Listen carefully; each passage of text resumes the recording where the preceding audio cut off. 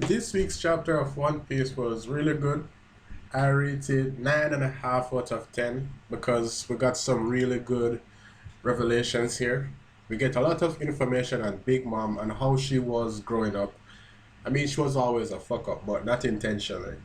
And we get to see maybe why she turns out to be the way she is. Because as you can see, even the kids at the orphanage weren't really nice to her, right? So maybe that has a lot to do with the way she handles you rejecting her tea party. Because remember, back then she was just a kid and not many people were nice to her.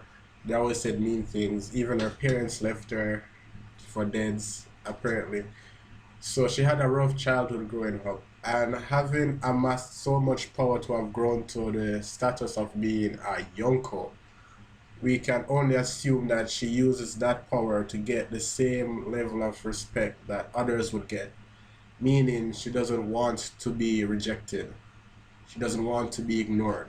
And if you do something that hurts her feelings, then she will act rather brashly about it. We can also see that her dream of Totland is similar to where she grew up in Elbaf. um, Mother Carmel had a non-discriminatory policy where she took in kids from everywhere and she basically cared for them as they were her own. And Big Mom was no different in regards to the rough starts that other children had. And it's kind of sad knowing that Big Mom had to go through all that. But before I go any further, let's just dive into the chapter and see what it was all about. I have a review ready right here, right now.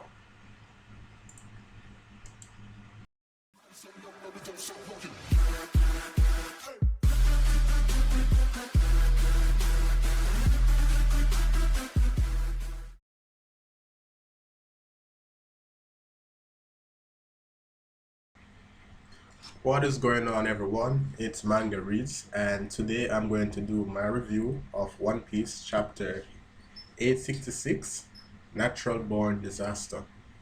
The chapter opens with a cover spread on Cavendish, Prince of the Bergwa Kingdom, who is so much of a baller and a hotshot in his country that none of the young girls even bothered to get married.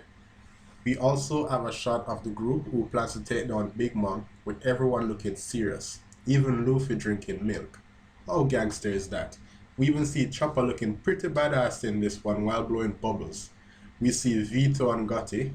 We see Gangster Gastino, Sanji, Jinbe, Brooke, but no Nami, Brule. Well, she was always ugly. But still, it was like a total sausage fest there.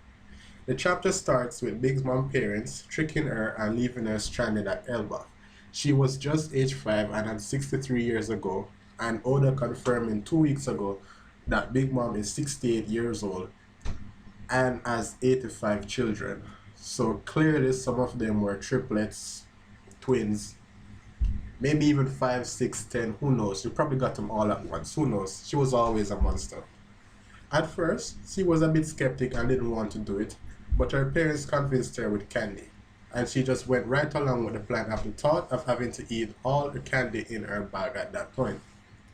Even for a 5-year-old, she was pretty huge, an absolute massive structure for a human. She sat on her butt and looked down on her parents. Her parents knew of Mother Carmel and knew Mother would save her in time. We then move on to learn that when Dory and Broggy split up to have their duel, it caused a lot of trouble for the giant pirates. Without their captain, some of them lost their way, they let their guards down and were captured by the Marines. They were set to be executed and Mother Carmel intervened and pleaded with the world government about pardoning their sins, and that if they executed their plan, they would anger the giants, who would swear revenge against the humans. At this time, it's good to notice that the sky had become pitch black and had storm clouds, but there was a ray of light shining on Mother Carmel from the sun. I immediately thought of Dragon when he saved Luffy back in Lobetown. So there are two possibilities. Mother can control clouds and has some devil fruit ability that allows her to do that, or she has the ability to control the weather via her devil fruit if she's an ability user. Both of these lead to the possibility of Dragon having the same devil fruit that she had. I'll make a theory in a while about this. It could also be mere coincidence, but unless Oda is leading us down a path, then I don't think so. This had way too much detail and emphasis to be mere coincidence. So Mother Carmel took in children who were misfits and had no one to take care of them. And the giant race of Elbaf also helped her by letting her stay there with the children. I looked among the children to see if they were people that we met earlier, but it seems a bit of a stretch, so I'll have to wait for a few more chapters with more details before I decide. Mother had a prince driven from his country by riots, children forced into near slavery by poverty, and children whose parents could not control them or had the patience to do so. Fair to say they had rough beginnings for anybody, let alone children, and Mother may be the only one to have really cared for them. Lillian was no different, but found a home among giants because for the first time she saw people and things that could facilitate her size. There was even one panel where she tried to make a bear and a wolf who were fighting be friends. She tried locking them in a cage. Yes, it's stupid, I know. She tried locking them in a cage, but then the bear ate the wolf, and she spanked the bear once and killed him. Not not that she wanted to kill him, but it just happened like that. She was just so strong. No, this is a bear that lived on Elbaf and was huge, so she was a powerhouse with no brains from the very beginning. We even see where she really grew to love Mama, because Mama was never mean to her and always understood her, even when she tried to fix people who she thought had something wrong with them, like that fishman with the fins or that long armed tribe man that had an extra joint. Moving on, we get to meet Hyrudin training as a young giant to be able to join Dory and Broggy when they return and revive the giant pirates. This gave me the thought that maybe the giant pirates that are in cohorts with Luffy and a part of the Grand Fleet will also be able to reunite the giant pirates from years ago and go get Dory and Broggy for the final war. Who knows? Just speculation here, people. Let's move on. We also meet those two giants from Ennis. We also meet those two giants from Ennis Lobby who were tricked by the Marines. We also meet the leaders of Elbaf, Yorle Falbeard, who is 345 years old, and Yarle Montbeard, who is 345 years old.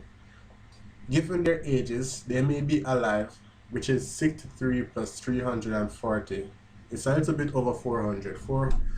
But given that giants live 400 years and they're the leaders of Elbaf, they should be strong. So maybe they're alive. And maybe we can get some Void Century material from them. Who knows? We'll have to wait for Robin and Usopp.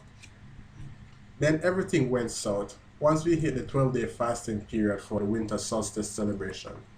Mama had her first rage after tasting the semla, which is a sweet dessert made by stuffing sweet dough made with marzipan with whipped cream and covered the top with powdered sugar.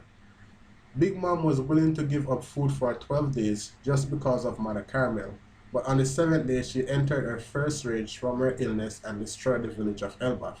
She was crying out for Selma and Lord Yorl decided to kill her. Mother Carmel is screaming for him not to do it. He is raising the blade to swing and take off Big Mom's head, who is crying for Selma. And that's the chapter. It had me thinking that maybe the giants are overrated or Big Mom is underrated. Think about it. At age 5, maybe, because we don't know how much time had passed, she was able to take out the entire village of Elbaf, leaving only the leader. Well, let's look at Hyrudin. He got one-shotted by Luffy. And then those giant pirates who were helping out at Ennis Lobby, they were also fodderized. And then Dory and Broggy was taken out by number agents. Well, they weren't taken out, but they were seriously injured. But there is one thing to note. Given the time skip, everyone got stronger. So bar Hyrudin, we can think of all the giant pirates being way stronger than they were before. Because not only did Luffy and the other Straw Hats get stronger, and those from the worst generation, but I've gotten to realize that everyone in the entire series got stronger over the 2 years. It's just that maybe the growth that Luffy and the others got is far more or far greater than the growth of everybody else. So still they seem stronger than everyone who was weak, but they're not that weak. So I don't know. That was the chapter. Please comment, give me a rating, and subscribe for more. I'll be posting the actual chapter soon. Thanks for watching.